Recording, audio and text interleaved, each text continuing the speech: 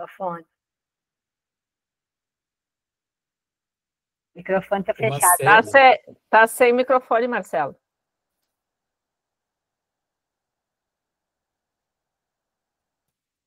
Agora sim, ok? Me escutam? Uhum. Sejam bem-vindas e bem-vindos. Eu adorei esse título. Seria possível aleijar a psicanálise?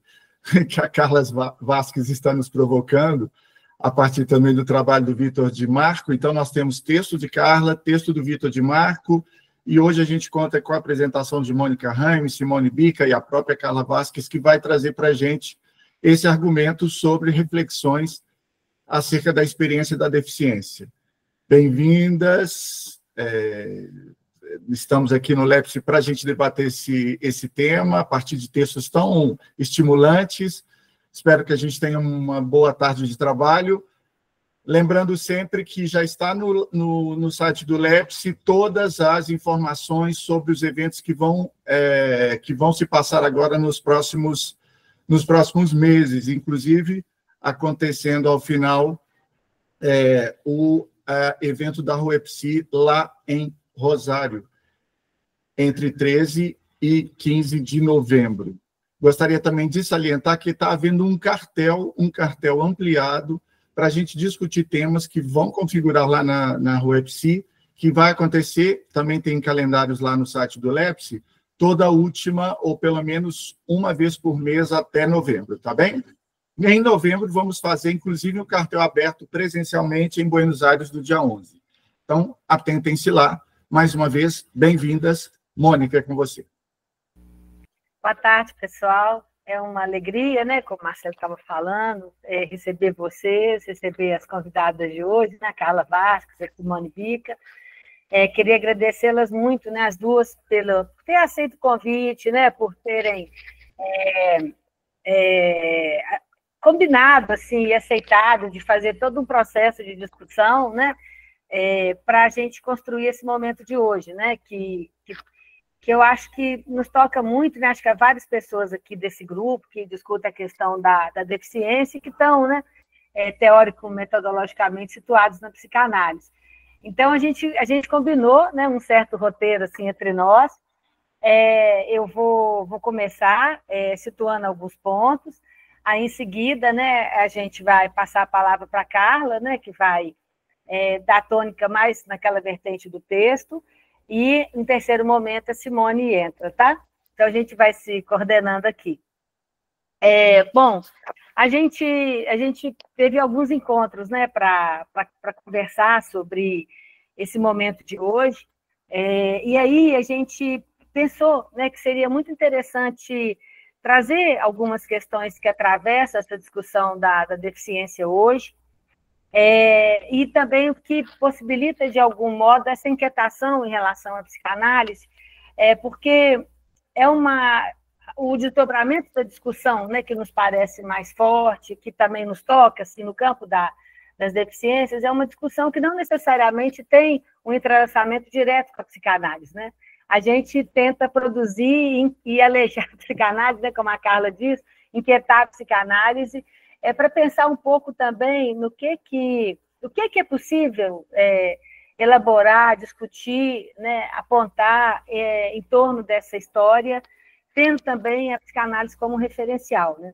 Então, assim, quando a gente, de algum modo, discute, né, trabalha um percurso mais histórico das pessoas com deficiência, a gente sempre se lembra, né, e puxa nessa questão da exclusão, da segregação, também da institucionalização das pessoas com deficiência, que trazem muito uma marca assim, de um certo corpo normativo, uma normatividade corporal, né, um corpo normatividade, vamos dizer assim, e também, assim, se a gente pensa na questão até da educação, né, uma grande interrogação em torno da educabilidade desse público, né? E isso, de certo modo, é uma leitura que atravessa muitos tempos, embora a gente saiba hoje que não dá mais para falar também de uma história única das deficiências, né? A gente tem, por exemplo, o trabalho da Patrícia Brosnan, que me parece uma argentina, né, que trabalha no México, é uma professora universitária que tenta mostrar muito assim como uma compreensão acerca de uma dimensão mais social da deficiência, ela atravessa diferentes culturas, territórios, e não daria, né, para, num movimento de tentar unificar essa história, dizer, por exemplo, que sei lá, tantos séculos foram de exclusão, tantos de segregação, né? A gente sabe que a exclusão, a segregação, por exemplo, e até a institucionalização, de certo modo, atravessam diferentes épocas e muitas vezes podem ser encontrados mesmo nos tempos atuais, né? Quando a gente fala de luta antimanicomial, de desinstitucionalização, então essas coisas realmente elas não são tão encaixotadas, né? Como às vezes a gente é levado a pensar. E a gente, assim, para chegar também no que a Carla vai discutir aqui com a gente achou muito importante situar especialmente um movimento e um momento da história que talvez muitas pessoas aqui conheçam, mas não necessariamente todas, né, por não trabalhar, às vezes, com essa temática, que é um movimento que começa a acontecer nos anos 60, nos anos 70, que reflete uma maior mobilização das próprias pessoas com deficiência. Então, por exemplo, esse termo, né, que Carla está usando, né, do aleijar, é um termo que hoje vem sendo muito usado em língua inglesa, que é o creep, né, para dizer dessa coisa assim, de uma certa convocação ao aleijamento. E isso vem de uma discussão que começa ali nos anos 60, em torno de um questionamento do modelo médico de deficiência. A gente tem, nos anos 60, o Goffman escrevendo aquele livro famoso, né, O Estigma, que traz a questão da deficiência como um dos pontos, né, de um atributo negativo, e o Goffman discute uma série de questões lá. A gente tem, um pouco depois, nos anos 70, a fundação da UPIAS, que é uma liga, né, que se constitui no Reino Unido por homens com deficiência, né, homens brancos com deficiência, e que vai abrir são homens brancos institucionalizados, intelectuais com deficiência, que têm uma vida institucionalizada, e que, a partir desse lugar, começam a se expressar, né, contra essa cultura da institucionalização e contra o discurso médico, né, que era suficiente para travar, digamos assim, a vida deles e toda uma compreensão de uma perspectiva de vida, e que acaba dando início, né, a uma série de outros movimentos também, como a segunda, terceira geração do modelo social de deficiência, que vai marcar uma resistência política, né,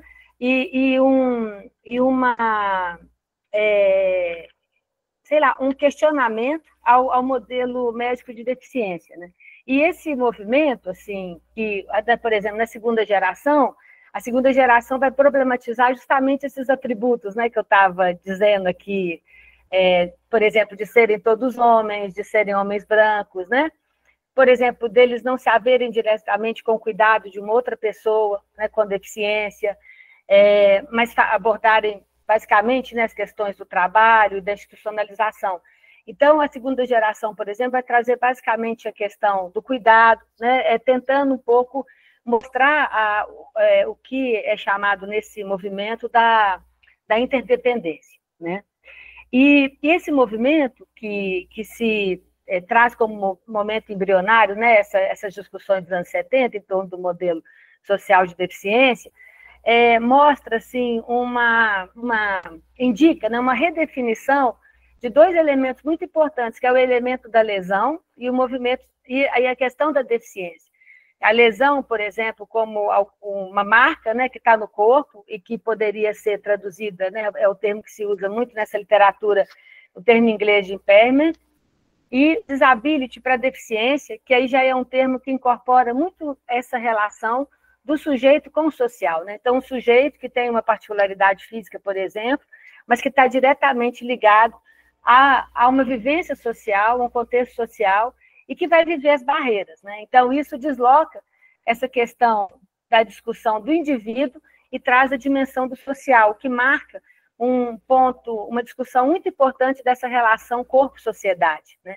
Então, de onde vem essa normatividade, né? De onde vem todas essas leituras em torno do corpo Isso gera um modelo social de deficiência e toda a sua potência, né? Então, assim, a opressão, a exclusão vividas pelas pessoas com deficiência seria resultado de não apenas, né, do que eles vivem, mas que eles vivem individualmente, mas das organizações sociais e políticas pouco sensíveis aos seus corpos, à sua particularidade.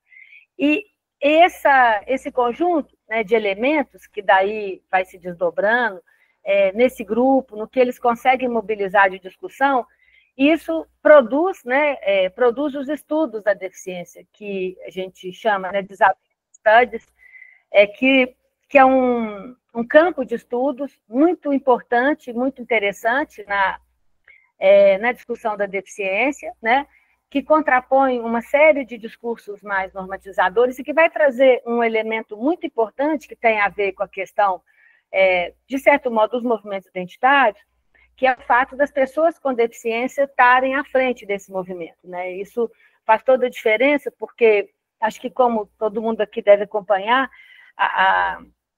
as pessoas com deficiência, em geral, elas são mais faladas pelos outros, né, pelos seus cuidadores, pelos profissionais que atuam com elas, pelas suas famílias, do que propriamente uma escuta direta da voz delas, né? Um reconhecimento do que elas trazem como questões. Então, tanto o modelo social de deficiência, quanto o que emerge dele, né, como estudos da deficiência, traz esse diferencial muito importante, que é esse movimento das pessoas falarem em nome próprio, né? E, nesse sentido, tem um filme, né, que é um filme documentário chamado Creep Camp, que está disponível na Netflix, que é muito legal, porque mostra, por exemplo, como num acampamento hippie nos Estados Unidos nos anos 70, alguma coisa se passou ali, né, que as pessoas puderam, pela primeira vez, ter uma vivência fora das suas famílias, fora das instituições, e viver o seu corpo como alguém na idade delas, e que não experimentasse a deficiência, por exemplo, pudesse viver, né? Então, o documentário, ele é produzido, né, inclusive por pessoas que viveram esse acampamento, e traz no título essa ideia do creep, né, essa ideia desse aleijamento. Um outro termo também que vai se tornando muito forte, aí mais contemporaneamente, né, nessa discussão, é o ableísmo, que é essa discussão do capacitismo, que também vai trazer uma diferença muito importante em relação, por exemplo, à discussão que o Goffman faz no estigma, porque o capacitismo também, ele emerge de estudos também que trazem esse protagonismo das pessoas com deficiência.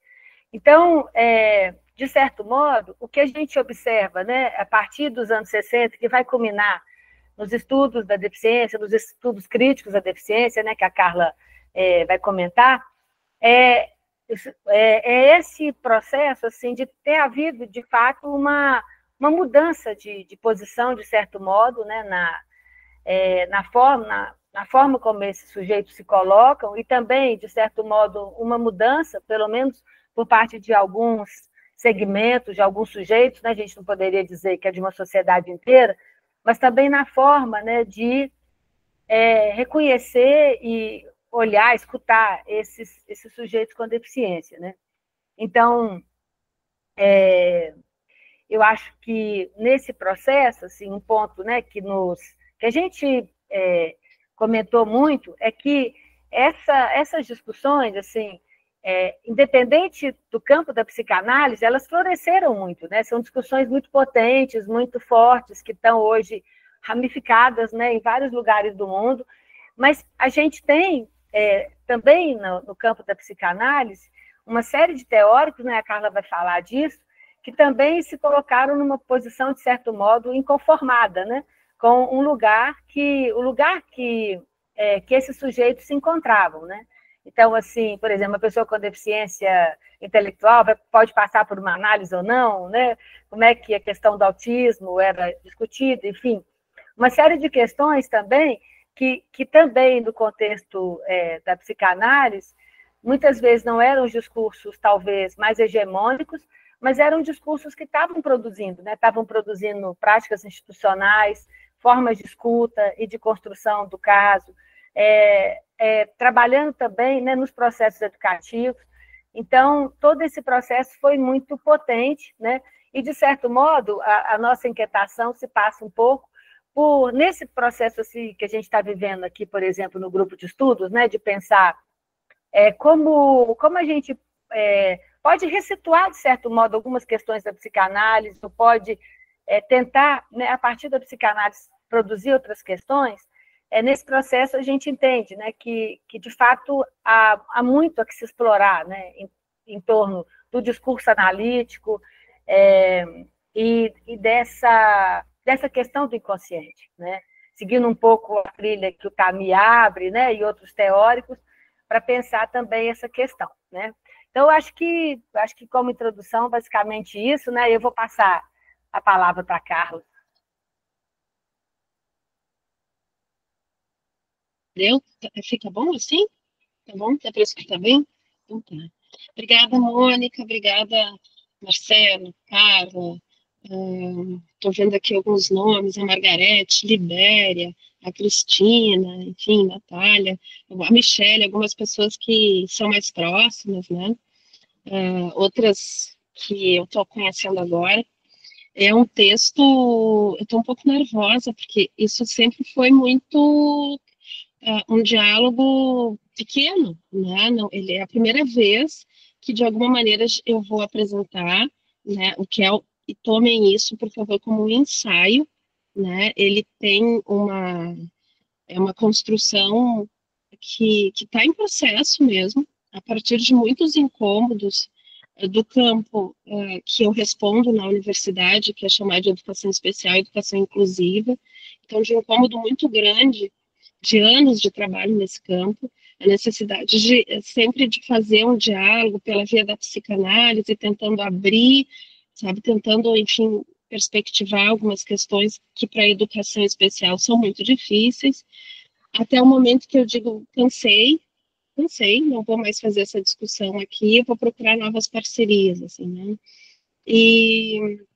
outros campos de estudo, né, onde eu possa melhor dialogar com aquilo que, de alguma maneira, me incomodava muito no campo da educação especial e continua me incomodando. Nisso eu conheço, então, o modelo social de deficiência, os estudos da deficiência, e isso tem um conjunto de conceitos, assim, que me parece muito potente. Depois eu vou conhecer os estudos críticos da deficiência, né? Que, para fazer uma diferença, assim, rapidamente, é quando nessa ideia das ondas, digamos, né, tem um braço comum, tem um conjunto, né, de pressupostos que é comum, mas os estudos críticos, eles se estabelecem a partir dessa perspectiva interseccional, né, então, assim, tem um ponto que é o do diálogo, é muito interessante, assim, parte-se de um lugar, olha aqui, esse conjunto de teorias, ou essa teoria, ou esse conceito não dá conta. Então, eu vou precisar de um outro campo. Então, a gente tem muita produção no campo da antropologia, são os autores e a área que mais tem se ocupado desse tema. A gente tem um pouco disso chegando na educação, os estudos críticos da educação, na psicologia social, e aí eu, Mônica, Simone, sabe, na filosofia a gente tem muito pouco, tem o André aqui, que é também do nosso grupo, sabe, a gente não encontrava, né, um diálogo mais interessante, assim, eu digo, talvez isso esteja para ser feito por quem? Por nós, vamos lá, vamos começar a fazer isso, assim, né? Então, esse texto tem esse caráter. Eu não sei se é um pouco assim, mas eu pensei em ler, me desculpem, assim, né, se isso vai ser um pouco chato, né, mas eu também ainda não tenho a desenvoltura necessária para ficar falando dos temas sem me amparar um pouco no texto, pode ser? Né, acho que todo mundo tem um arquivo, né, o texto é construído em três tempos, eu coloco em negrito, tem muitas notas de rodapé. A primeira é essa que vai dizer, olha, esse é um argumento em construção, tem um caráter ensaístico. A segunda é que esse texto ele só foi possível porque teve a companhia atenciosa, generosa da Mônica, da Simone, né, na construção de linha por linha, de pensar o título, e de construir a possibilidade de falar mesmo, né, de compartilhar com vocês.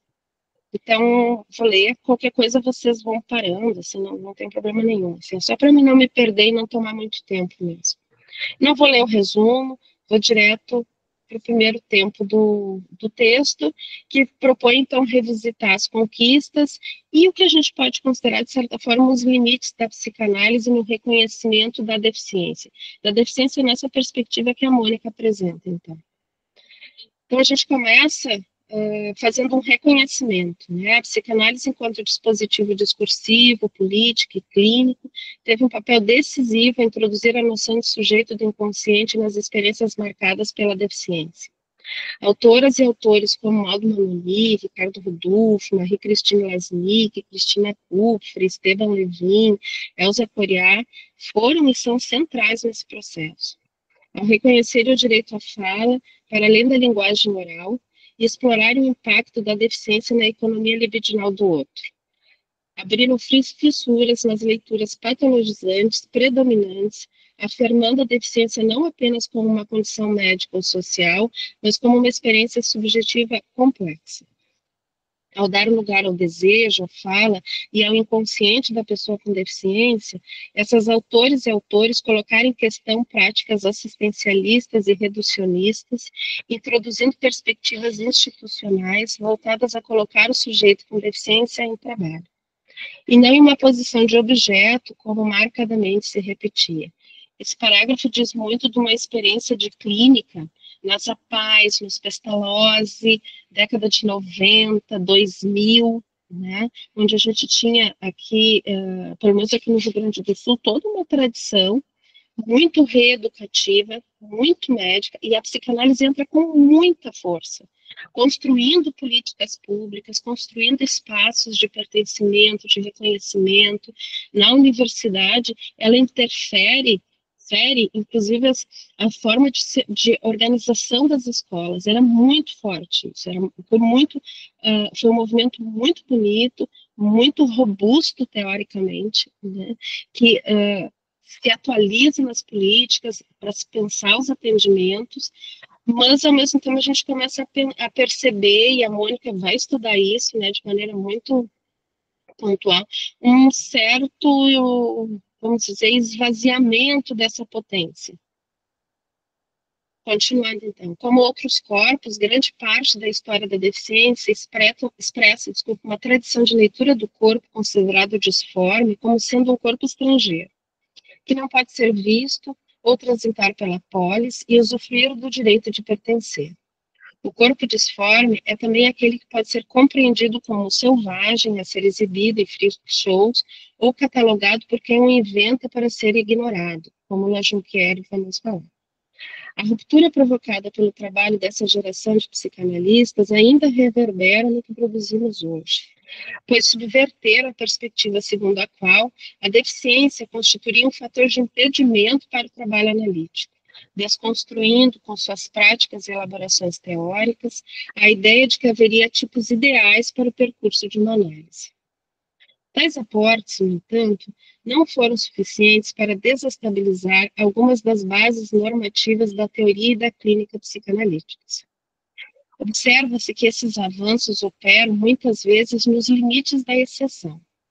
A deficiência segue sendo apreendida como perturbação da imagem especular normativa, provocando mal-estar no analista ou no tecido social, mas raramente sendo tomada como uma diferença epistêmica, ou como um ponto de partida para uma reconfiguração teórica. Essa concepção, frequentemente associada à ideia da deficiência como espelho perturbador, tende a deslocar o mal-estar para o outro dito normal, recentrando a narrativa na reação do analista do corpo social. Essa leitura encontra respaldo, por exemplo, nas formações apresentadas por Muzeca, um texto de 2022. A autora evidencia que o encontro com a deficiência frequentemente convoca, no outro, mecanismos de defesa como a negação e o afastamento, o que dificulta o reconhecimento do sujeito em sua singularidade. Inspirando-se em Bernardino, a Muzeca argumenta que a deficiência atualiza a experiência de castração. mobilizando reações que esvaziam a dimensão subjetiva do sujeito e o reduzem à sua marca da diferença. Nesse mesmo sentido, Fredidá observa que a pessoa com deficiência, para o outro, encarna a sobrevivência a um cataclismo, desestabilizando as ilusões de completude e integridade corporal. Tais reações, longe de neutras, são moduladas pelos efeitos normativos que precedem a percepção da deficiência. Defeitos que podem ser lidos, à luz do estágio do espelho lacaniano, como uma calibração prévia do espelho por padrões sociais de corpo e normalidade. Ignorar essa operação implica concentrar a cena clínica e social no mal-estar do não deficiente, apagando a complexidade da experiência subjetiva de quem vive a deficiência. Mais do que silenciar uma suposta agência, corre-se o risco de não escutar o sujeito do desejo, aquele que é atravessado por significantes que não se deixam reduzir a norma. Quando a deficiência é tratada como corpo perturbador, talvez seja necessário deslocar a pergunta. O espelho não teria sido previamente calibrado por padrões corpos normativos, como laudos diagnósticos, imagens midiáticas idealizadas, arquiteturas excludentes, currículos escolares que normalizam modos de aprender e de estar na escola, políticas públicas que exigem comprovação da incapacidade, normas de conduta que impõem disciplina e controle corporal, e até expectativas familiares baseadas na produtividade e na autonomia, não seria o espelho e não o corpo deficiente que nasce, de certa forma, deformado pela norma? E aí, nesse sentido, tem uma primeira pergunta, uma primeira hipótese, assim, faria sentido retomar a noção freudiana de feridas narcísicas para propor a deficiência como uma quarta ferida? Historicamente exibido, então, nesses shows de horrores, e depois objetivado em manuais diagnósticos, capaz de abalar o mito moderno da autonomia produtiva? Essa pergunta ela vem em diálogo com os textos do Paul Preciato, do Tammy e da Butler, né, que vão discutir, então, o corpo não normativo como uma ameaça, né, às estruturas simbólicas da modernidade ocidental. Se adotarmos essa chave de leitura, aleijar a psicanálise não implicaria deslocar o olhar para as marcas sociais que constituem o corpo e, simultaneamente, escutar como cada sujeito reescreve essas marcas em sua própria trama de desejo? Como formula Tammy, urge indagar. Quem pode falar? Em que termos? Segundo que regimes de inteligibilidade? Tais perguntas desestabilizam o edifício psicanalítico e convocam a confrontar seus próprios limites instituídos. Então, no segundo tempo do texto, essa perturbação introduz, então, tensiona o inconsciente como espaço atravessado por regimes de exclusão e evidencia o capacitismo como estrutura fundante da modernidade. Reconhecer que o inconsciente não está à margem das normas sociais, que se constitui por meio de regimes de exclusão, inteligibilidade e hierarquias de valor, implica admitir que o capacitismo opera de modo estrutural na constituição da subjetividade moderna. Aí tem uma citação do Tammy, né?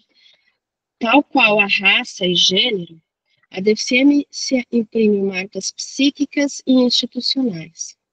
Ignorá-las significa reiterar uma clínica que decide quem pode falar, quem pode ser escutado e em que termos.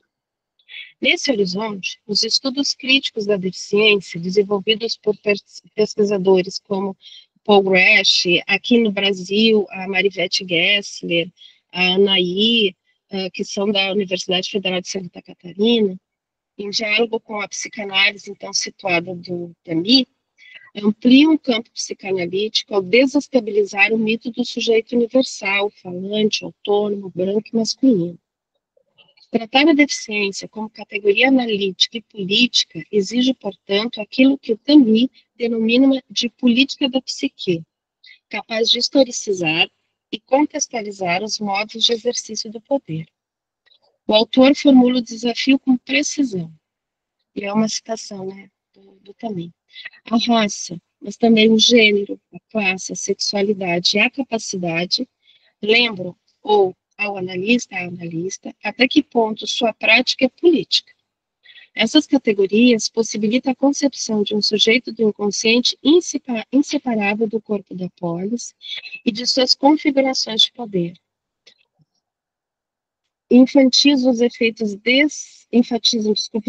desterritorializantes ou, ao contrário, prescritos que a psicanálise pode ter, pois a psicanálise torna-se totalmente normativa quando se aferra a uma ignorância reivindicada. Quando pretende ocupar-se apenas da realidade psíquica, excluindo de seu interesse a realidade social, a psicanálise acaba produzindo, na teoria da prática, as normas em vigor.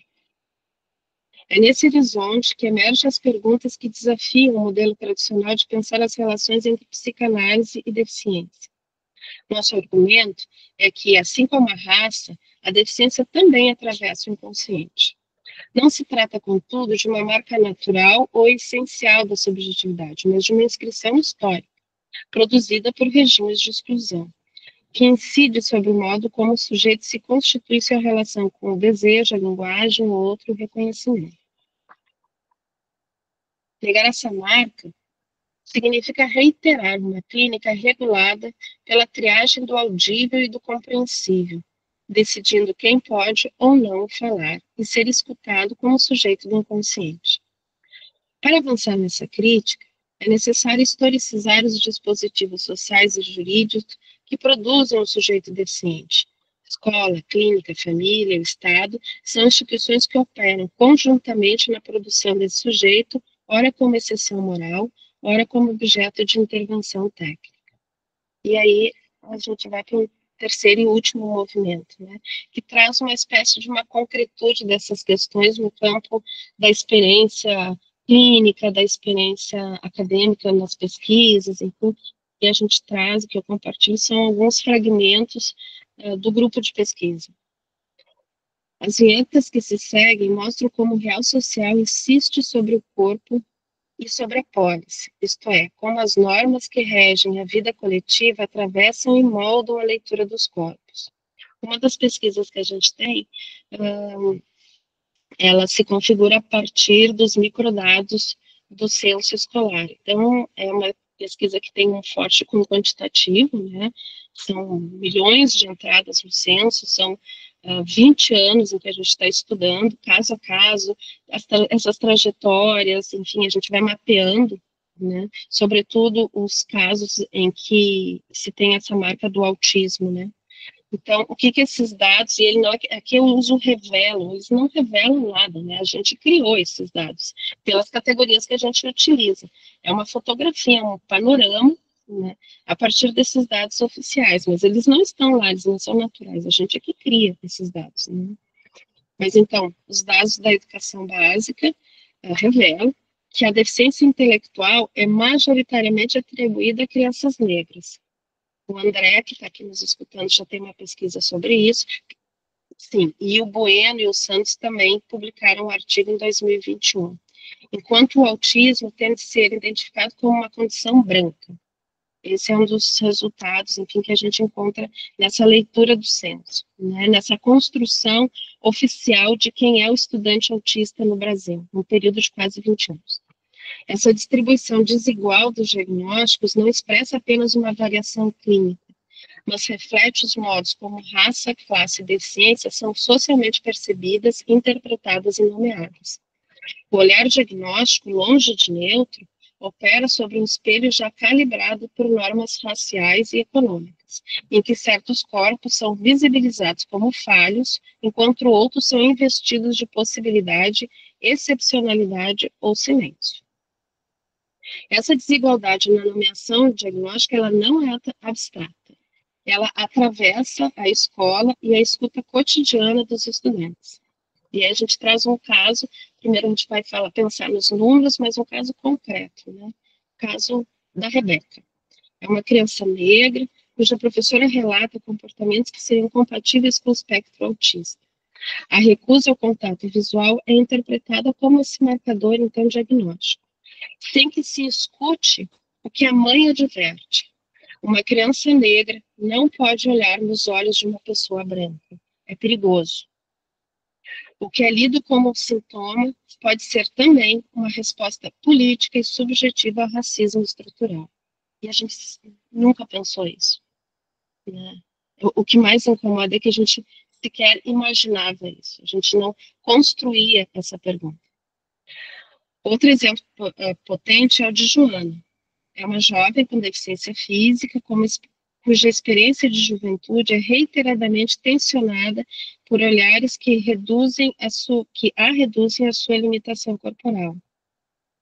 Em suas narrativas, a Joana afirma que sempre habitou esse corpo, recusando a ideia de que ele precisa ser superado ou corrigido.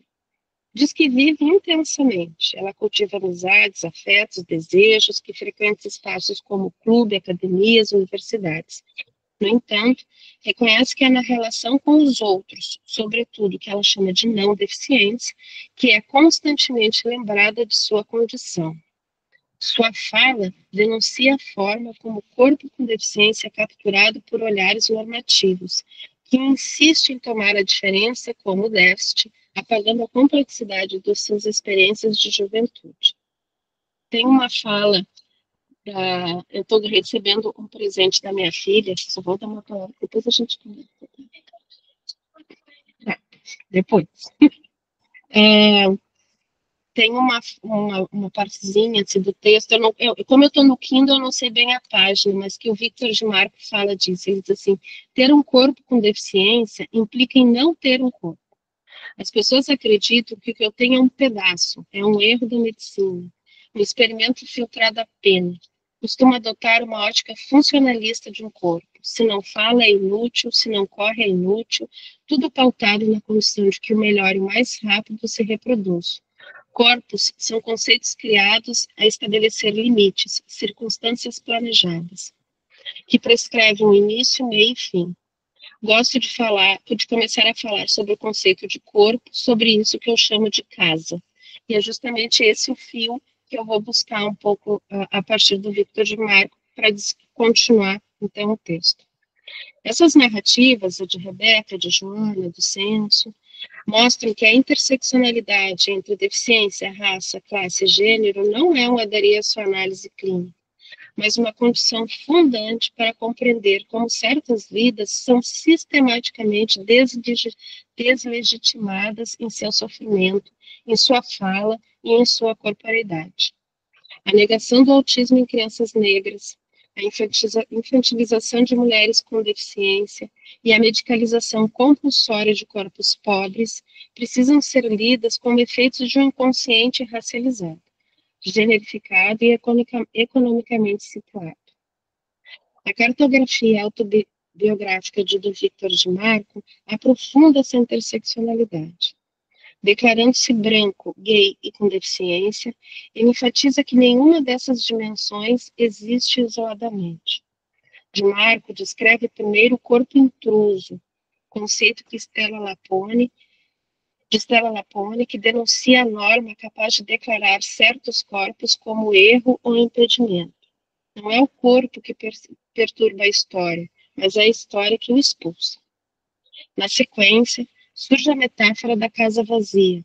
Diagnósticos e olhares alheios erigem verdades que despejam o sujeito de si mesmo, ampliando em chave social a cena lacaniana do espelho. Essa alienação prolonga-se no corpo que dói, a dor física, social e psíquica que transforma o cotidiano em território hostil. O ponto de virada na história de Marco é o corpo manifesto. Em vez de ocultar-se, de Marco reivindica a presença. Ele reocupa a casa. Ele pinta novas memórias na parede e recusa o roteiro que o reduz à impotência. Cada gesto que insiste em existir fere o mito da capacidade, perturba a economia libidinal normativa e inaugura uma outra topologia de desejo. Aqui vem uma pergunta que, enfim, surge, eu disse, vamos escrever que é para não perder. Não seria teoricamente legítimo, à luz do seminário 23, ler a deficiência, nesse caso, né, e o Victor de Marco nos apresenta como um sintoma, Uma invenção singular que amarra real, simbólico e imaginário e sustenta o corpo gozo sem denunciá-lo como falha? É nesse horizonte que propomos aleijar a psicanálise. Tomando emprestado um dos conceitos dos estudos críticos da deficiência, aleijar não é destruir nem recusar, mas fazer claudicar, provocar vacilações conceituais, torções teóricas, deslocamentos éticos, produzir fissuras. Aleijar é expor a psicanálise à sua própria vulnerabilidade, para que ela se torne capaz de sustentar uma escuta que não demande desempenho, que não exija conformidade, que não subscreva o mito do sujeito autônomo e eficiente. Uma psicanálise aleijada é aquela que se reconhece como corpo, corpo teórico, corpo clínico, corpo político. Um corpo que tropeça, hesita, perde o eixo. E justamente por isso pode acompanhar aqueles pouco considerados analisáveis, escutáveis. É nesse tropeço que a psicanálise se dobra, não para assimilar, mas para escutar o que nela mesma vacila e assim, talvez, inventar novas possibilidades de presença e de sentido. Por hora, é isso. Obrigada, gente. Um minutinho só que eu vou ver o que a minha filha tanto quer aqui do meu lado, que eu tenho certeza que não é o interesse pelo texto. Um pouquinho só. Bom, aí a gente vai escutar a Simone, né, Simone? Acho que rapidamente, assim, também, acho que essa provocação que a Carla tem nos feito nesses encontros, pré-encontro aqui, e que, de certa forma, o trabalho que o grupo tem realizado, que eu tenho realizado também sobre os estudos dos autismos, né, tem feito um pouco esse trajeto de pensar o que é necessário a gente revisitar, né, da psicanálise e talvez reescrever ou enfocar em pontos que não são o corriqueiro, né, para pensar a questão das deficiências, e aqui eu estou tomando o autismo um pouco como um paradigma, né? O quanto a gente teve que lutar historicamente para desconstruir ideias mais clássicas, né, da leitura da psicanálise sobre o autismo, de quanto ainda percorre em alguns escritos e na leitura popular que o autismo para a psicanálise ainda é uma falha da função materna, né? O quanto a gente precisa fazer um exercício de atualizar as leituras e poder pensar o quanto a psicanálise ainda vigora e do que a psicanálise ainda vigora, né? Essa ideia príncipes aí da escuta da singularidade do sujeito, e o quanto ela precisa ser tocada, né? Tanto como a Carla fala, né? Por outras interseccionalidades no sentido de pensar o limite, né, que se constrói a necessidade de escutar outros estudos, um pouco do que o Tami nos inspira também, né, que a Carla traz no texto. O quanto a gente sustentou também essa ideia, que eu acho que hoje os autistas nos ajudam a pensar, né, de que a questão do autismo, das deficiências, não é uma dimensão de cura, né, não é tornar neurótico autista, ou não é acabar com a deficiência do deficiente, né, mas é ouvir a deficiência, ou a pessoa com deficiência naquilo que ela tem para nos trazer e das dores que ela tem para nos trazer, né, um pouco do relato da Joana também, né. Então, fico pensando o quanto a gente, talvez, não sei se reescrever coisas, talvez sim, mas eu acho que é ler alguns elementos da psicanálise sobre outro viés, sobre outros enfoques, né, e talvez de dar destaque a elementos como esses príncipes, né, uma leitura do sujeito, uma ética de posição de encontro com o outro e da escuta, né. Então, são um pouco das coisas que eu tenho pensado, assim, né, e muito também inspirada nesses estudos dos autismos, né, da importância de ouvir os autistas naquilo que eles têm a nos dizer sobre os tratamentos deles, o que eles demandam e o que os faz sofrer nesses tratamentos, assim, né? A gente tem acompanhado um pouco esses relatos de o quanto coletivos de autistas têm denunciado essa posição reeducativa, né, que a Carla fala também, que foi um traço da história e que a gente vê ainda permanecer, e que falam do autismo como constituição subjetiva, não é nada, algo que eles têm que se desfazer do seu autismo, né? As autobiografias nos ensinam isso também. Acho que um pouco do diálogo com o texto da Carla, né, que nos provoca a pensar essa necessidade de alejar, bem como ela diz, né, não é recusar,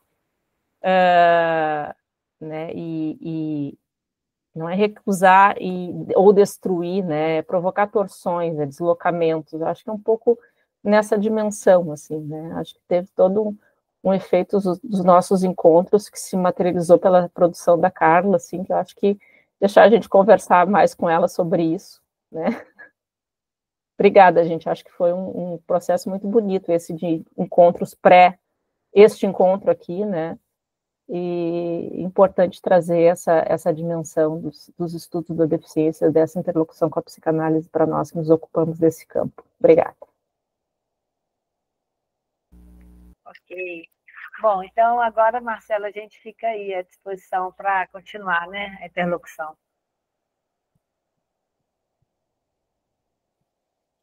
Isso mesmo, Mônica. A palavra franca, gente. Perguntas, questões, inscrições? Vamos rodar a palavra?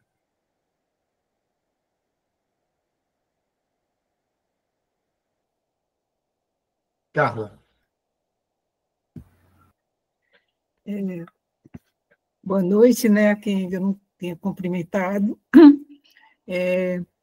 Dizer que eu gostei muito, né, do trabalho de vocês, né, da fala das três também. Confesso que às vezes assim isso tem a ver com a minha idade, viu? Não vão tomar isso como fala.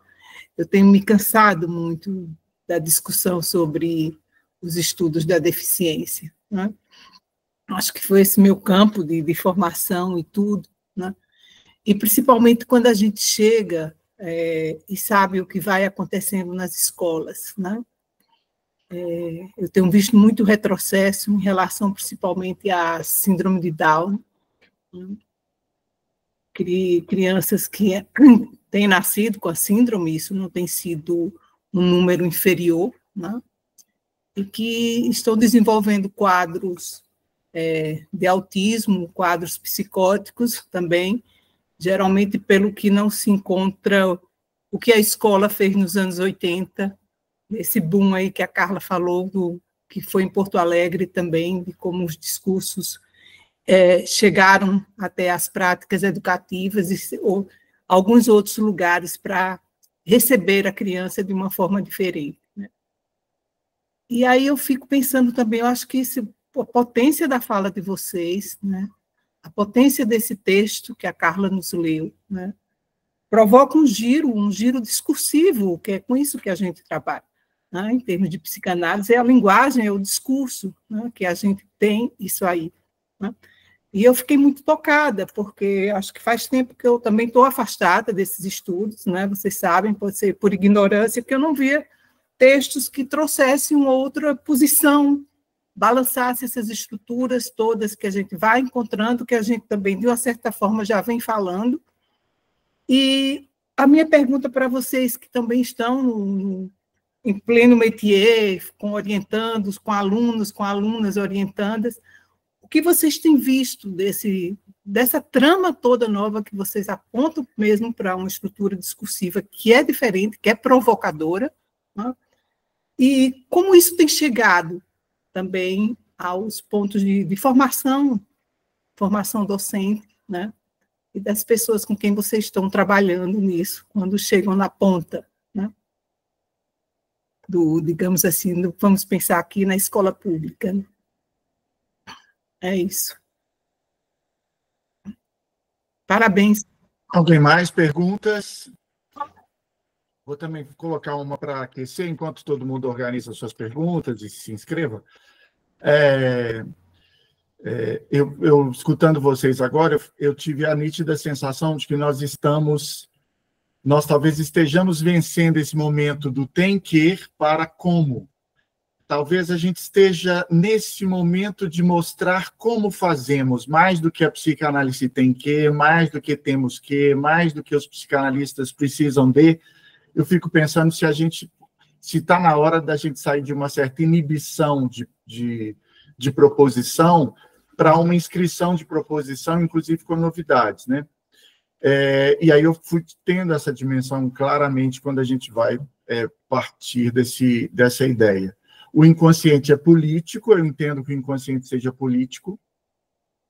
Aliás, ele é a política, né, como a gente tem sempre dito, mas eu gosto dessa ideia do inconsciente político retomado pela Carla no texto dela, e acho que ela nivela tudo isso a essa psicanálise situada, ou essa psicanálise menor, como diz o Ayush lá, essa psicanálise menor, ou a psicanálise dos minorizados, dos sujeitos subalternizados, que é necessariamente o sujeito com o qual a psicanálise trabalha, que são aqueles que não respondem mais às condições sociais, né, ou às regras, ou aos ideais sociais. Aí eu fico pensando que se a psicanálise menor ou a psicanálise aleijada, ela é sempre assim. Eu imagino que ela deva ser sempre assim, porque ela trabalha justamente com esses sujeitos que estão numa condição minorizada, numa condição deficitária em relação ao status quo. E aí, Carla e Mônica, e Simone, claro, mas no texto da Carla, ela vai dizer sobre a deficiência como sintoma, essa pergunta que você faz no final, né, convocando aí o seminário 23, e é ela que eu quero problematizar mais. Por quê? Porque, lógico, a gente sabe aqui, as pessoas que estão aqui não conhecem propriamente, o sintoma com H proposto pela lógica lacaniana do nó borromiano é aquele que enlaça os três nós. Então, como a Carla vai dizer, real, simbólico e imaginário é enlaçado pelo terceiro nó, pelo quarto nó, que é o nó do sintoma com H. Que lá para ele foi a escrita de Joyce, né? A escritura de Joyce, sobretudo, e outras coisas, mas ele vai falar aí desse amarramento da loucura, dessa amarração da loucura a partir desse quarto nó. E aí, quando a gente vai para a deficiência, como uma proposta de sintoma, eu fico com dúvida em relação a isso pelo seguinte fato. Assim como a deficiência, a raça seria, o gênero seria, a classe seria, a sexualidade seria, enfim, todas as formas que fazem o sujeito menor, né, esse sujeito minorizado, vão ser sintoma com H. Não, eu imagino que o sintoma com H é o que eu faço com isso. É como eu me inscrevo a partir da deficiência, como eu me inscrevo a partir da classe, como eu me inscrevo a partir do gênero e assim sucessivamente. Então, essa forma de inscrição, a meu ver, ela é singular, então ela não necessariamente seria o sintoma com H em si. Ela propiciaria ou não uma inscrição do sujeito nessa forma quarteada. Mas eu vou ainda, Carla, interrogar se talvez a própria ideia de sintoma com H já não consegue alcançar esse sujeito do corpo que a gente tem hoje no século XXI. Se nós chegamos num momento em que talvez nem esse conceito lógico lacaniano consiga fazê-lo. Eu sei que a gente precisa desses conceitos para chancelar qualquer coisa que a gente vá estabelecer. Mas eu estou me perguntando, a partir do seu texto, que eu achei bastante provocador, se, inclusive, não só o sintoma com H, mas a própria estrutura do espelho, ou seja, o estágio do espelho, como propõe Lacan, dá conta de eu alcançar os sujeitos com deficiência. Se dá conta de eu alcançar esses sujeitos, não só os minorizados, mas esses sujeitos, sobretudo, que tem uma marca no corpo. Essa marca no corpo que faz não o eu ideal ter que fazer a sua passagem ao ideal do eu para internalizar a cultura. É como se essa esquise essa esquise entre o eu ideal e o ideal do eu, ela não se efetiva. Ela racha. Não é nem a condição do Fanon que vira e fala assim, olha, o ideal do eu, do negro, é o branco. E ele precisa mudar isso. Né? Ele precisa mudar isso. Então, por quê? Porque o negro olha no espelho e vê o branco. Mas o deficiente olha no espelho e vê o quê? Sendo que nem é necessariamente branco, ou burguês, ou homem, ou hétero. Nem é disso que se trata, porque ele já vai com uma ferida narcísica, como você disse, no corpo, que não dá conta, que o ideal do eu não vai dar conta que ele não vai dar conta de alcançar esse ideal do eu. Então, eu fico pensando também se já estaria vendido, né? Se já estaria declinado, inclusive, esse conceito. E se nós teríamos condição de criar os novos conceitos para poder conseguir alcançar esses sujeitos. Eu também. Eu não sei. Não sei. Quando eu convido Mônica e Simone, a gente falou muito sobre isso. E essa pergunta, essa questão do seminário 23, até o último momento eu botava e tirava do texto. Eu disse, eu vou deixar, até para ver um pouco a recepção, né? É para ver como é que eu me saía também nessa pergunta. Mas eu acho que sobre o espelho, né, aquela construção que ainda é preliminar, de que o espelho ele já está quebrado, né? Que não é a visão de algo que se quer. Não, o espelho já está partido, né? Ele diz dessa insuficiência, me parece, Marcelo, claro que assim, e esse é o movimento que a gente quer fazer, de retomar alguns clássicos, textos seminais, né, dessa construção da psicanálise em relação à constituição, à posição subjetiva do sujeito com deficiência, enfim, mas fazer uma retomada rigorosa desses textos, porque esse é um dos pilares, é um dos argumentos que sustentam um certo tempo de construção da psicanálise. Então, por isso esse espelho rachado, essa imagem fraturada, né? E é justamente isso, quando tem essa formulação que ali, acho que tu lê muito bem, quando a gente diz, mas talvez o espelho que já esteja quebrado e esse conceito não é mais suficiente. Né? A gente vai ter que pensar uma outra coisa. No que se refere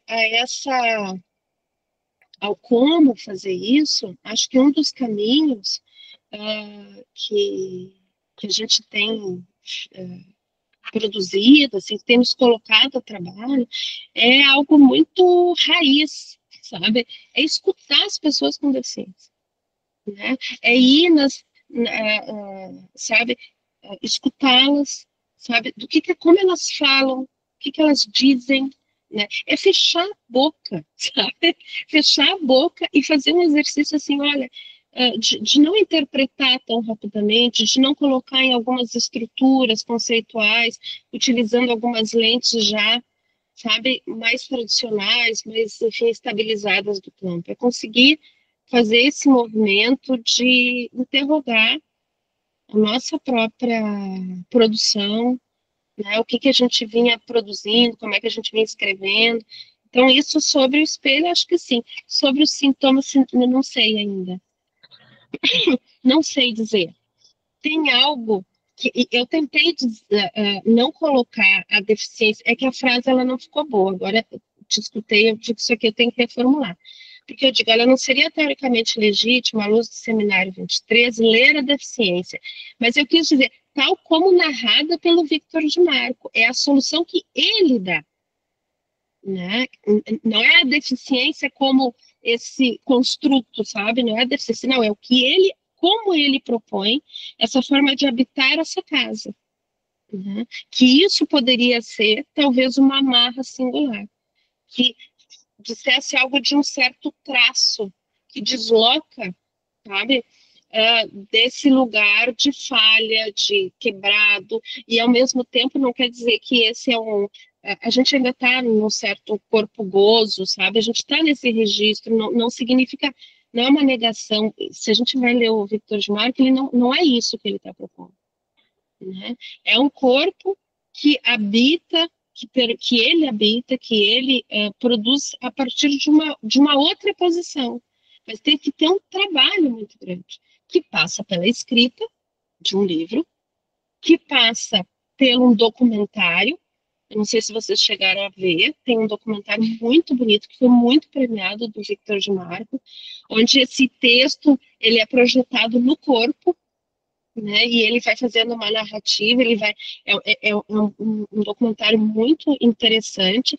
Então, nesse sentido que eu penso nessa amarração que permite, né, uma outra posição.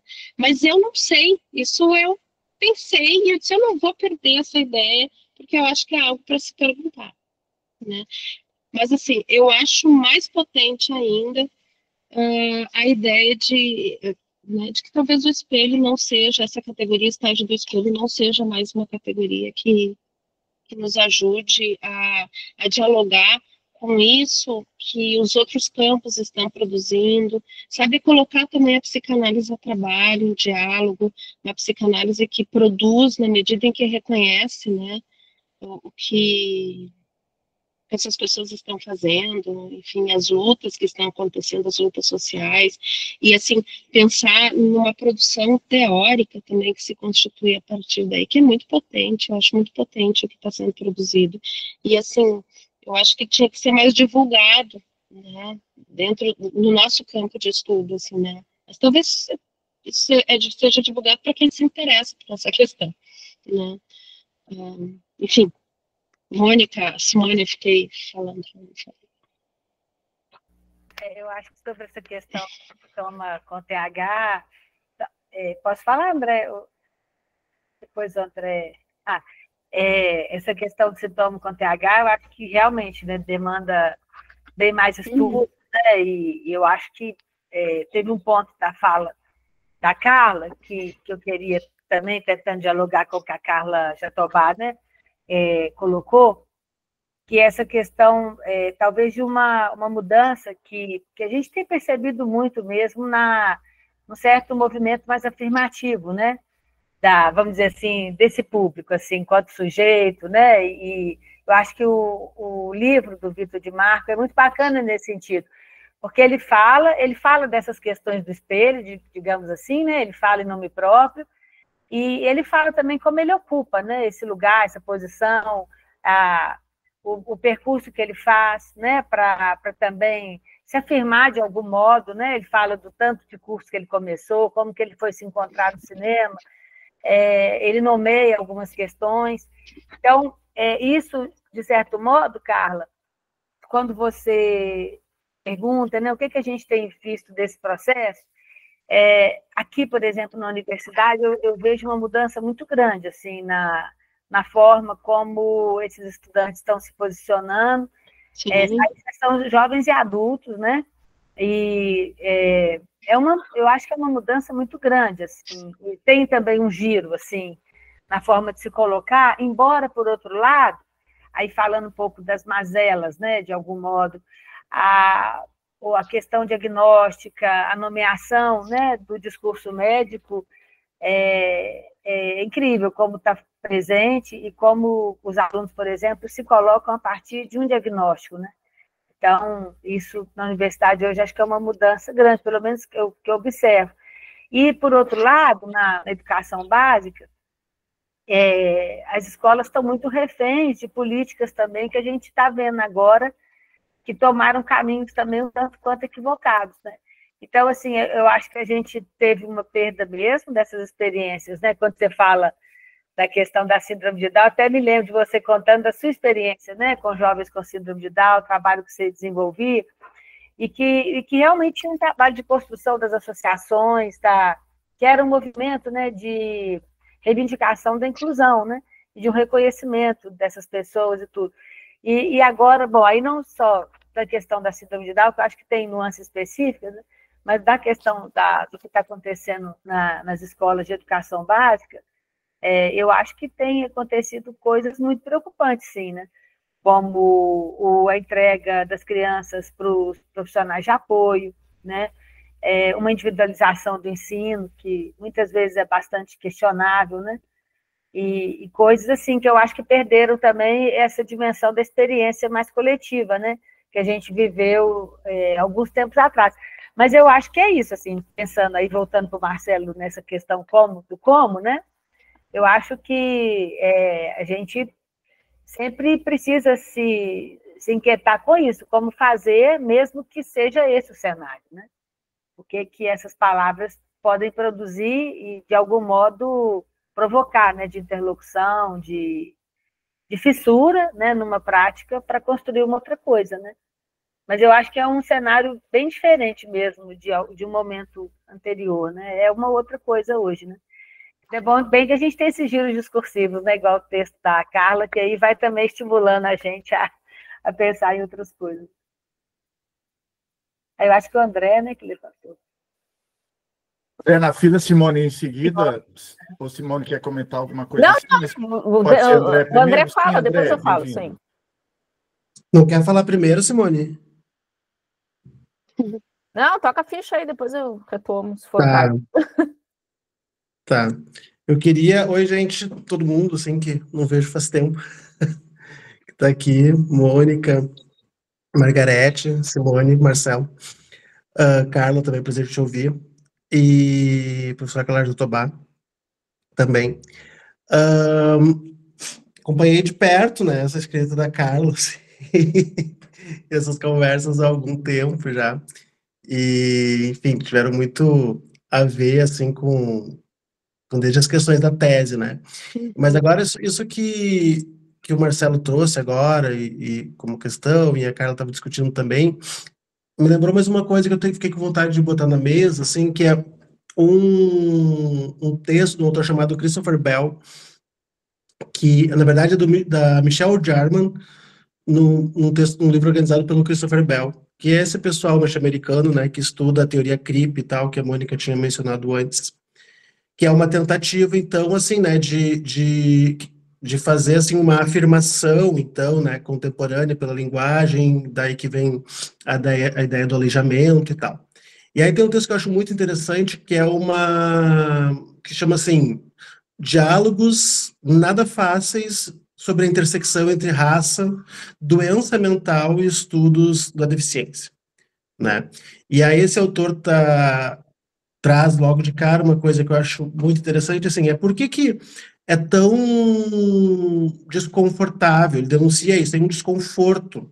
Quando a gente fala que precisa, no âmbito da militância mesmo mais organizada, inclusive universitária, estudantil também, a gente vê isso acontecer muito na universidade, tem assim uma aliança, então, do pessoal da negritude, dos estudos feministas, tentando trazer o assunto da deficiência, mas sempre tentando trazer o assunto da deficiência, sempre tentando, e a pessoa da deficiência nunca está lá exatamente.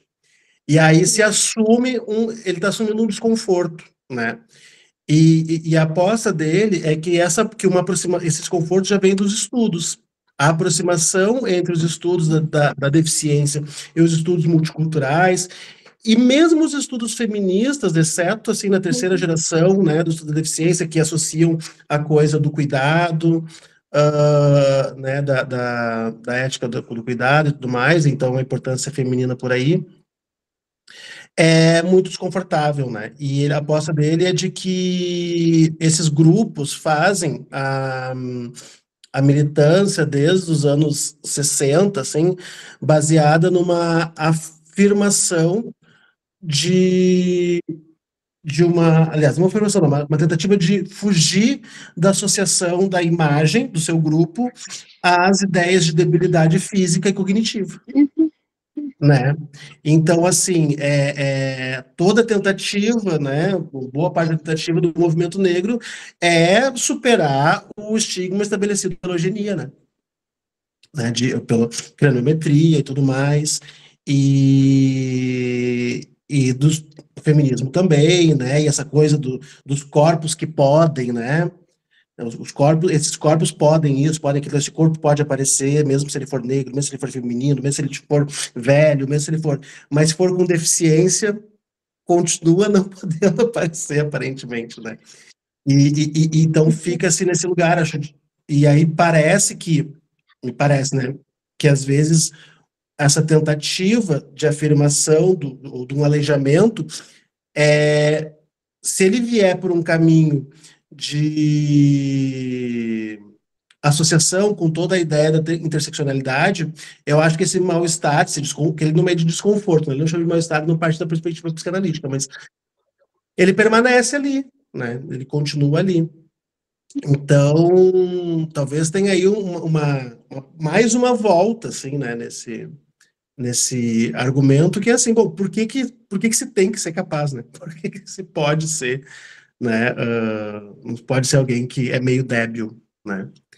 Então, e aí talvez para a psicanálise, com a implicação disso, tipo, se some, né, esse sujeito, então ele não está mais lá se ele for débil, inclusive essa é uma questão, né, lá na Manoni mesmo.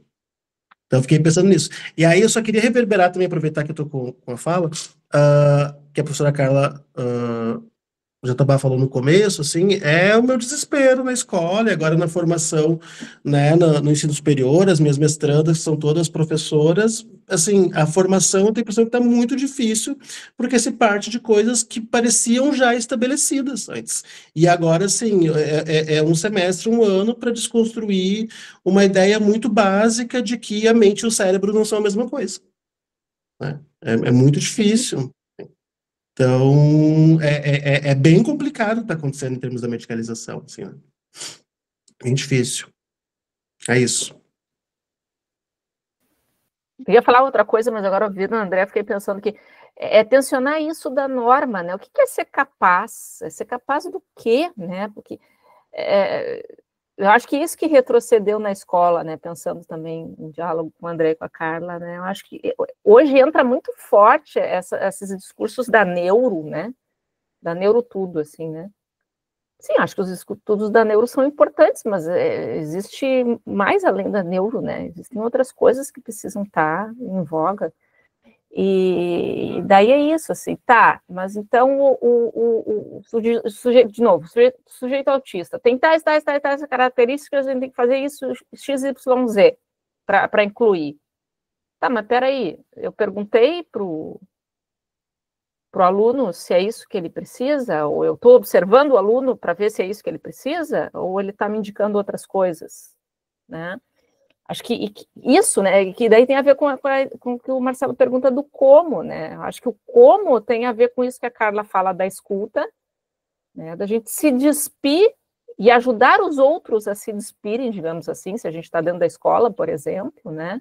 Desses pressupostos do que é ser autista, do que é ter capacidade do que é aprender, do que é, né, essa dinâmica do rendimento, que daí tem a ver com o próprio discurso neoliberal, enfim, várias coisas daí vão se atravessando, né? Mas acho que faz questão isso de como, né? Acho que, e eu tenho visto isso crescer nos congressos, nos eventos, assim. Acho que as pessoas têm se dedicado muito a narrar experiências. Eu acho que isso tem sido muito potente, né, para psicanálise e educação, assim, é muito legal ir nos eventos e poder ouvir os encontros das outras pessoas, para além do que elas estão pesquisando, sobre quem é que elas estão encontrando nas suas pesquisas, né, e dar voz para isso, assim, eu acho isso muito, muito importante, muito potente. Não sei se fez muito sentido o que eu elaborei aqui, porque eu ia falar uma coisa, mas o André me tocou com outra. Eu não sei, eu tô meio incomodada com algumas coisas, assim. Eu acho que já está acontecendo, sabe? A gente é que está resistindo a isso. Porque, assim, tem um estranhamento, né, dessas existências legítimas em todos os lugares, né? As pessoas autistas, elas não perguntam mais para os psicanalistas, elas não estão nem aí, porque a gente vai dizer se são autistas ou não são. Elas não perguntam mais para os médicos, né? De repente tem um movimento que diz eu sou, né? E isso nos causa um... como assim? Quem disse que tu é? Né? Não, tu não pode ser. Né? Eu acho que... Eu vejo as pessoas com deficiência entrando, sabe, na universidade e mostrando seu corpo. E causa um mal-estar horroroso, sabe? Porque assim não vai mais falsear a perna amputada. Vai mostrar. Talvez seja uma performance, estão performando isso. Talvez. Mas é uma entrada legítima. É uma entrada legítima. Então, o que eu tenho notado agora dos estudantes, nas escolas, que talvez esse excesso, porque assim, até o discurso da medicalização, não se medicaliza todo mundo. Tem estudantes que sequer alvo da medicalização são. Né? Se a gente for pensar, por exemplo, e eu ainda estava com um grupo de professores de atendimento educacional especializado, para os estudantes com deficiência negros, nem se medicalizar se pensa. Simplesmente se diz, não vão lá porque não tem o que fazer. né? Então, assim, e aí essas famílias, essas crianças, como a mãe da Rebeca, disse, não, não, não, não, não, isso não é autismo, não, isso foi o que eu ensinei para ela em casa, sabe? Que uma criança preta pobre não olha na cara de alguém que é um adulto branco, isso é perigoso, ela é muito inteligente, sabe? Assim, tu fala essa expressão, Simone, dar voz, eu acho que muito tempo a gente tentou dar voz, a gente não dá voz nenhuma, sabe? Eu acho que o que está acontecendo agora, as pessoas estão nesse movimento e instaurando estranhezas, e talvez a gente resista até com os nossos conceitos, sabe? Assim, como assim? Esse movimento do autismo é um movimento muito forte, né? Em que a pessoa vai lá e sim, eu sou autista, pois é. Bom, a gente pode pensar nisso em relação à questão identitária, a gente pode, mas assim, eu acho que nesse momento o que eu tenho tentado fazer é sustentar essas estranhezas que estão aparecendo sem rapidamente encontrar um lugar para elas, sabe? Sem rapidamente tentar resolvê-las, compreendê-las. Fico pensando no Deligny, né? Quando ele diz que Fernand Deligny, né? Que o que ele vai fazer com aquelas crianças que, bom, eram diagnosticadas como autistas, enfim, é segui-las e tomando a pedra como pedra. Não é mais nada, é pedra, sabe? O que aquela criança faz com a pedra, não sei, sabe? Seguir o gesto, a caminhada, o traçado, e é um pouco quando a gente consegue percorrer junto, mas com uma bagagem um pouco mais vazia, sabe? Com menos peso, que algo pode acontecer, assim. Eu não sei se isso é uma resposta, assim, mas eu tenho visto e tenho percebido esse movimento e esse incômodo, que pode ser uma resistência nossa, assim. Porque algumas coisas as pessoas vão dizer mesmo, assim, não preciso mais de ti para me dizer o diagnóstico, o que eu sou, quem eu sou, né? E isso vale para os médicos, vale para os professores, vale para nós psicanalistas, enfim, eu acho interessante que isso está acontecendo, sabe? Sobretudo dessas pessoas minorizadas, né? Porque é um movimento muito interessante, assim. Outra coisa que a gente tem feito nas pesquisas, e aí eu estou pensando nas nossas conversas, André, sabe, nos nossos estudos ali, né, no casa a casa, enfim, é tentar entender esses movimentos de resistência, sabe? Porque essas pessoas elas criam coisas muito interessantes, elas criam soluções, né? Tem algo do território, tem algo desses laços que se estabelece de uma outra maneira, de uma maneira, às vezes, que, de novo, é muito estranha para nós, mas aquilo tem uma potência, assim, né? Eu tenho me colocado um pouco nessa posição, assim, de fazer um esforço para reconhecer esse movimento de instaurar estranhezas, assim, né? E não tão rapidamente tentar colocar um sentido, é isso. Não é sempre que eu consigo, né? Talvez eu consiga muito pouco até, né? Mas é um pouco por aí que eu tenho tentado, até para que isso ganhe um corpo teórico, assim, que isso faça essa torção teórica, essa torção discursiva, mas não sei. Compartilho, deixo aqui a palavra para vocês.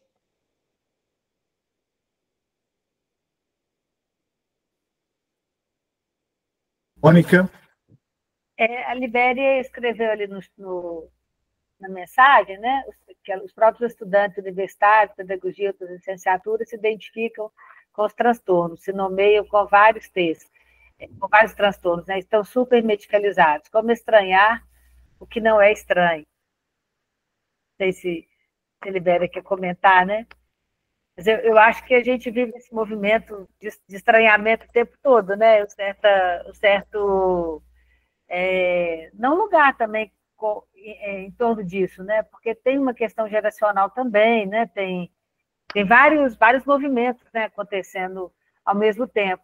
Mas outro dia, Libéria me colocava uma questão que eu achei muito interessante, porque a gente tem classicamente esse campo da educação especial, né? Que a gente, esse campo, essa área de conhecimento e tudo, e a Libéria comentava assim, quando a gente vai nas escolas, por exemplo, o que os professores colocam para a gente, as questões que emergem, elas implodem muito, né? Também essa área, assim, de falar assim, que é uma questão, como, por exemplo, muitas vezes fala público da educação especial, né?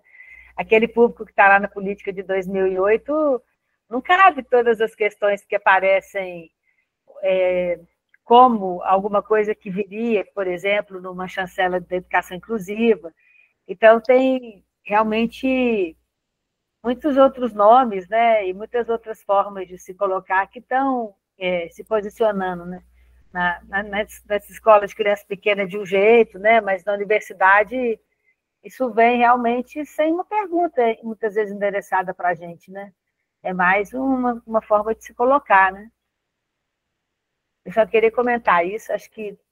Um pequeno à parte, Mônica, se me permitir, Carla também, queria Claro. comentar isso agora, é uma parte só na fala de vocês com relação ao empuxo do realismo-capitalismo, do neoliberalismo ou do capitalismo tardio, dessas particularidades se inscreverem. Então, a gente também, por mais que seja bastante interessante, a meu ver, que essas diferenças se afirmem e se inscrevam, elas também podem estar no empuxo de se inscrever, dado a uma moral que agora não se interessa mais por uma lógica global dos incluídos, mas das idiosincrasias que devem se inscrever para que os tentáculos econômicos possam capturá-las. Isso é uma outra questão para nós, porque se não houver interseccionalidade, dificilmente a gente consegue alcançar isso. Falávamos eu e Margarete nesse final de semana algo dessa natureza, né? Quando a gente exclui a classe, por exemplo, a gente deixa à mercê esses sujeitos territorializados se inscrevendo à revelia, mas, na verdade, sendo cooptados por um grande cenário realista, ou grande cenário capitalismo realista, como, né, vai dizer alguns dos autores, mas essencialmente isso, assim, como o neoliberalismo tem nos impulsionados a nos inscrever nas nossas diferenças, mais do que a gente acha que está fazendo resistência. Quem levou... Assim, desculpa, Marcelo, mas assim, também a gente poderia pensar nesse sentido os nomes que o mal-estar também vai tendo, né? Nesse processo aí que você está situando. Bom, desculpa, só um comentário. Natália e Simone. Natália. Oi, gente. Boa noite para quem ainda não dei. Obrigada, Carla, Mônica, Simone. Eu fiquei pensando um pouco, que eu gostaria de colocar para vocês, mas eu vou elaborar junto aqui, tá? Ao ler o seu texto, Carla, eu fiquei pensando, assim, fiquei refletindo, porque o autismo, lá no texto, ele é trazido também um pouco a partir dessa noção de deficiência, né? E aí eu gostaria de te ouvir um pouco, assim, como que a gente, com a psicanálise, como que a gente pode questionar essa nomeação do autismo, né, como uma deficiência, apesar da gente reconhecer a importância dessa nomeação no âmbito da política pública, né, que a gente sabe que é uma questão de direitos e tudo mais, mas como a gente pode questionar isso junto com a psicanálise, sabe, assim, considerando que a psicanálise, ela também está um pouco à margem desse discurso que a gente, né, desse discurso atual. E aí, um outro ponto também que eu queria trazer é que você traz lá no texto um argumento de que a deficiência atravessa o inconsciente, né? E aí eu também fiquei pensando isso no autismo, no caso do autismo, né? Como que isso seria, assim, como esse argumento se aplicaria ao autismo, já que existe um certo debate em relação ao inconsciente, né, no autismo. Então, eu acho que são duas questões, assim, que eu mais fiquei às voltas e que eu gostaria de te escutar um pouquinho mais.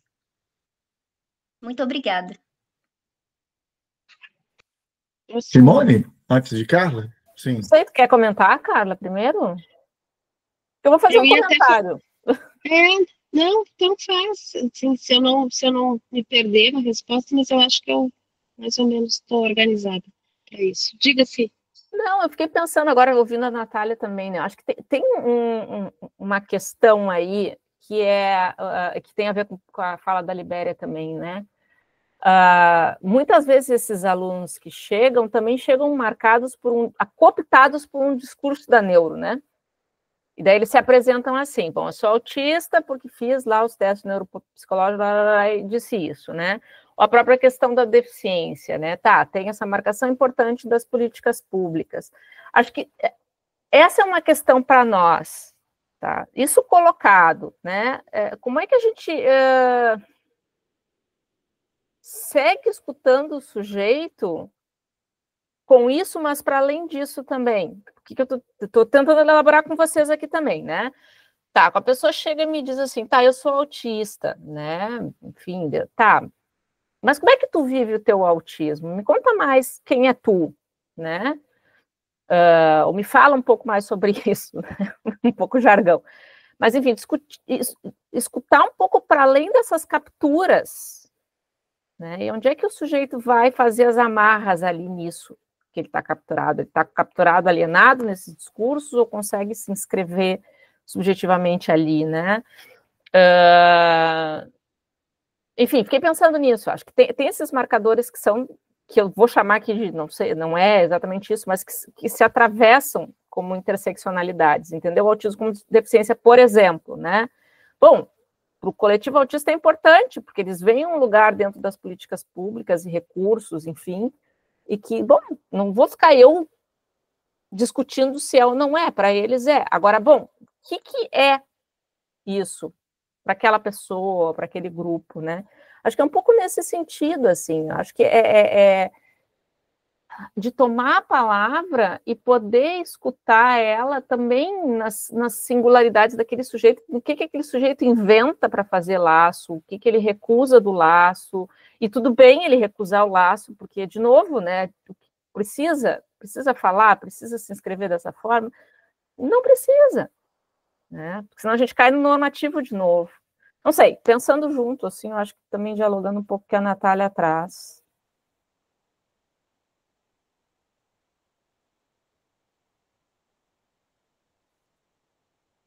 É muito não sei, né? Tá fechado o teu microfone, cara. O que eu estava pensando antes era sobre o neoliberalismo, mas eu acho que dá para fazer uma costura, assim. Eu estava tentando encontrar, Natália, onde é que eu escrevi isso no texto, porque como eu disse, assim, o texto ele foi construído, mas ele já está quase todo reescrito, assim, né? E será mais ainda depois do encontro com vocês, assim, mas assim, vamos pensar assim, até conversando com o Tami, que é um autor que eu adoro chamar ele de Tami, assim, porque é muito próximo, né? Tipo assim, amigão, né? Mas assim, a produção dele tem nos ajudado a pensar. Então, o Tami fala da raça e fala do racismo, né? Eu acho que a gente poderia pensar no paralelo entre deficiência e capacitismo. Né? A raça e a deficiência são marcadores sociais. Tá? Mas os sistemas de opressão são o racismo e o capacitismo. Então, o racismo, conforme o Tami, ele, pelo que eu entendi do que ele vem falando, ele constitui inconsciente, ele é constitutivo, ele atravessa. Então, por isso que talvez eu tenha que fazer uma precisão no texto, e aí eu já te agradeço a pergunta, porque eu vou voltar lá, o que seria constitutivo também desse espelho calibrado, ou desse real calibrado pelos sistemas de opressão, não é a deficiência, não é o marcador, sabe? É o sistema de opressão, é o capacitismo, assim como o racismo, que são estruturais e estruturantes, e que a gente não se dá conta disso. Essa é uma das dificuldades. Por quê? Porque eu sou uma mulher branca e sem deficiência. Pelo menos por enquanto. E aí vem uma dobra aqui, eu acho que é a gente se perguntar, quando a gente fala autismo e deficiência, mas se a gente tem tanta certeza em relação, ou pelo menos guarda um pouco de certeza em relação ao autismo, e me parece que precisa se perguntar sobre o que a gente está chamando de deficiência, sabe? Porque se a gente pensa no modelo social de deficiência, na radicalidade do modelo social de deficiência, é um pouco o que também vai dizer que a raça não existe como uma questão biológica, ela é uma invenção por um sistema de opressão. A deficiência, a gente não pode só, e isso é dificílimo, assim. Não é só a lesão, não é o transtorno, ela é uma experiência, por isso a experiência da deficiência é ela que pode instaurar ou não a situação de deficiência. Então, o que a gente chama quando diz o autismo é deficiência, não é deficiência? O que a gente está nomeando como deficiência? Será que a gente está pensando a deficiência como esse modelo médico? E aí, entre nós, assim, pô, uma droga, né? Porque é com 2 marcadores, sabe? É um duplo aí. Né? Então, o autismo lido como algo que pode, na sua perspectiva médica, vamos dizer assim, mas, enfim, tornar a vida da pessoa muito mais difícil, e ainda por cima você quer chamá-lo de deficiência, mas deficiência é uma outra coisa. Bom, mas, sim, é importante para o campo das políticas públicas a nomeação como deficiência, para o Brasil que é miserável, com certeza que é. E aí, se a gente tem um certo mal-estar, eu te digo, eu pego meu mal-estar e coloco no bolso. Porque assim, ó, a gente está falando de R$700. Sabe, gente, é isso. Um país miserável. Absolutamente miserável, assim. Então eu pego, tipo assim, olha, vamos ter que falar sobre isso, sabe? Vamos ter que ver o que essa pessoa, esse sujeito consegue desdobrar a partir daí. Mas se eu penso deficiência a partir de outra lente, sabe? Tu pode fazer essa aproximação, porque ela não é uma ofensa nem para um e nem para outro, sabe? Tu pode te aproximar pensando que a deficiência ela é muito mais uma experiência de incapacidade, que não está no corpo da pessoa, ou na mente, ou no neurônio, na perna, no olho, seja lá onde for, mas está nisso que se estabelece com o outro, com a cultura, com os espaços. A deficiência é muito mais essa experiência de não conseguir chegar porque alguém diz que não pode. Ali se instaura a deficiência. Ela não está instaurada antes. E aí sim, eu consigo aproximar esses campos. Tem que falar muito? Nesse momento eu acho que sim. Isso que a Simone fala, né, da importância de ouvir, de escutar essas pessoas, de poder entender muito bem, porque o que a Joana fala, o que o Victor de Marco fala, eles não ficam pensando como deficiente o tempo todo. É você que é não deficiente que está me dizendo isso. Sabe? Não fica o tempo todo dizendo, eu sou deficiente, eu sou deficiente. Sabe? Eu sempre habitei esse corpo, eu sempre estive nesse corpo. Né? Você que fica dizendo, olha, tu é deficiente, viu? Tu é deficiente. Eu me lembro de uma situação que o André e eu vivemos, né, André? Quando a gente tinha aquele estudante indígena, e aí se a gente vai pensar nessa discussão, nos povos originários, isso muda ainda mais, sabe? Isso tira a gente dos eixos. O André tinha um estudante, acho que até tu tem que contar essa história, Felipe, ela passou contigo, né? Não foi comigo, mas que, O Daniel. diga lá. Daniel Caigangue, ele não entendia nada da aula de necessidades educativas especiais, que ainda é esse nome da disciplina, né? E intervenção pedagógica, ele não entendia nada. E não é porque ele não sabia falar português, ele falava muito bem, mas ele não sabia do que a gente estava falando. E aí eu perguntei para ele, assim, uma hora, assim, tá, Daniel, mas... E ele, um pouco tímido, assim, de não falava, ele achava que negócio, a situação às vezes, do aluno indígena, assim, né? Ele acha que ele não entende nada, né? Que as pessoas têm que ensinar tudo para ele. E aí ele disse assim,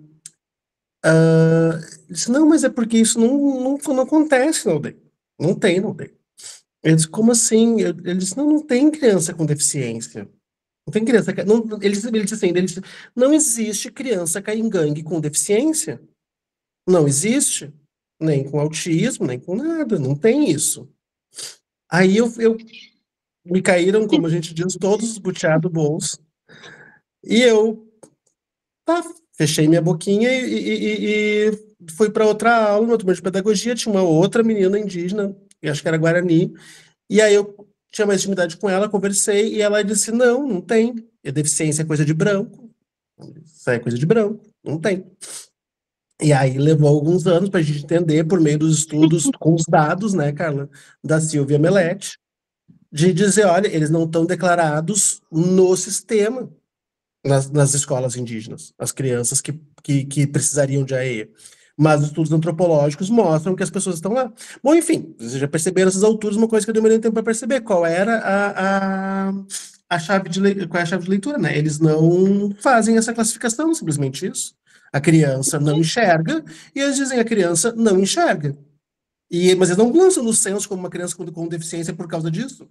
A criança pensa de outro jeito, ela se comunica de outra forma, e diz, essa criança não se comunica assim, mas ela não deixa de ir para a escola e ela não ganha, né, não é vista desse modo. Então, assim, dizer que tem deficiência é coisa de branco, né? E aí, porque é outra lógica de classificação, é de quem precisa de livro para isso, né? Como diz o Davi Copenaua, né? A gente precisa muito dos livros, ele acha isso muito esquisito, né? Enfim, essa história. Eu não sei se ajuda já a passar para a Mônica, mas assim, Natália, eu acho que a gente, nesse momento, pelo menos, onde eu consigo, é poder tensionar um pouco o que a gente está chamando de deficiência, o que a gente está pensando do autismo, sabe? Porque eu acho que tem uma outra perspectiva de deficiência que pode aproximar esses campos sem ferir, sabe? Sem diminuir, né? Tomar isso de um outro lugar, assim. Talvez isso passe por uma ressignificação realmente, né, da noção de deficiência e também do autismo, né? O autismo é sempre muito delicado, assim, quando a gente aborda do ponto de vista da psicanálise, né? Às vezes com uma dificuldade de entrada muito grande, né, em alguns meios, e na política pública realmente isso está dado, né? Como a Natália falou, dessa visão da deficiência, mas atrelado muito também a uma lógica da política pública, né? Mas se a gente for pensar assim na dimensão que a gente está colocando aqui, de pensar essas renomeações e tudo, eu acho que é muito mais colocar em questão e estar mais aberto, né? Do que fechado mesmo. Mas eu acho que sempre causa um certo mal-estar, né? Essa questão autismo como deficiência, eu acho que é alguma coisa, porque também o que a gente formula do ponto de vista da psicanálise em torno do autismo, tem uma distinção muito grande também do que a gente encontra, né, nas nomeações mais sociais em torno do autismo, né? Vocês não acham que isso também pesa muito, assim? Acho que tem uma distância, uma diferença, assim, entre toda a construção psicanalítica, né, em torno do autismo, assim, para além dessa questão da função materna, né, como foi colocado aqui hoje, mas da construção, da compreensão do quadro, né, é alguma coisa que também está sendo muito revisitado atualmente, né, pelos psicanalistas que estão trabalhando com a discussão do autismo. Mas eu ia comentar, a partir do André também, a gente tinha até pensado, sabe, de trazer alguma coisa ligado também a essa questão dos povos originários, por causa desse movimento que o grupo de estudos aqui do LEPS tem feito, né, desse movimento que a gente está fazendo também de pensar o decolonial, ou de pensar outras formas, né, de leitura dessa realidade. E aqui em Minas também, a gente vive algumas questões parecidas, né, com o que você relatou, e a gente percebeu que em algumas comunidades indígenas aqui do norte de Minas, a nomeação da deficiência chegava pelo atendimento educacional especializado, porque para os indígenas terem algum trabalho específico com eles na aldeia, na escola indígena, né, o Estado oferecia o AE. E aí, para ter esse plus, né, ter esse a mais, aí começava a usar uma nomeação que é uma nomeação dos não indígenas, né? Então, isso Quer dizer, eu não sei se a gente consegue voltar, né, a alguma coisa original nisso, mas realmente eu acho que é muito importante a gente reconhecer que tem uma forma de ver que é muito diferente, né? E que é importante, né, isso também ser reconhecido e não a gente indiscriminadamente colocar os nomes, né, que foram construídos por uma cultura europeia e que são os nomes que são, né, vastamente difundidos entre nós, né? Eu acho que isso quebra, isso que você traz, quebra muito uma forma de nomear a realidade, né? Traz outros elementos para a gente pensar nessa construção social da realidade e nessa forma, né, de estar com o outro, né, de ver esse outro. Assim. Sim, André. Vou fazer só mais um comentário, que também não quero monopolizar, daqui a pouco tem que sair, mas nisso, Mônica, especificamente, eu vejo, assim, muito, e não falei, acho que isso para a Carla ainda, mas uma questão que é da persistência, apesar, assim, da emergência da psicanálise a partir de uma perspectiva crítica à modernidade, ao iluminismo, uma persistência ainda num recanto psicanalítico de um sujeito iluminista, que não consegue, sabe, ser pensado de outro modo, assim, esse sujeito que ele é descarnado, não consegue deixar de ser visto como ocidental, não consegue deixar de ser visto como descarnado das suas, sabe, não atravessado por seus acidentes carnais, né? De alguém que é isso, assim, basta a gente olhar para o mundo não ocidental que existe dentro desse país colonizado, né, para aquela partezinha que não se colonizou tanto, né, epistemologicamente, que a gente já vê que essa categoria não funciona, né, que ela é muito frágil, assim, né, então de que modo que ela atravessa outro lugar, ou então não se psicanaliza mais nesse contexto, não sei. Então, não me parece possível a resposta de que não dá para psicanalizar nesse contexto, né? Outros psicanalistas em outros contextos não ocidentais reinventaram a psicanálise, né? E então, sei lá, há exemplos, né?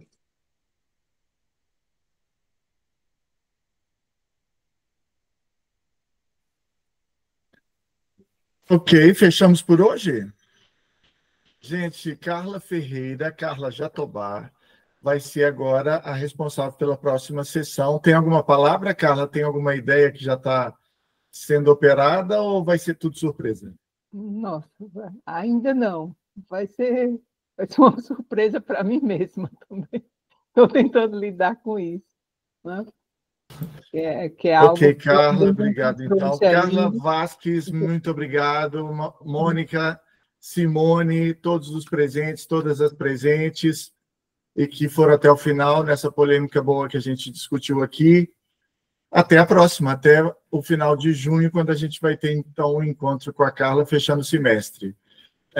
Mais uma vez, convoco todos para verem lá as nossas agendas e os nossos trabalhos, que o segundo semestre será bem intenso.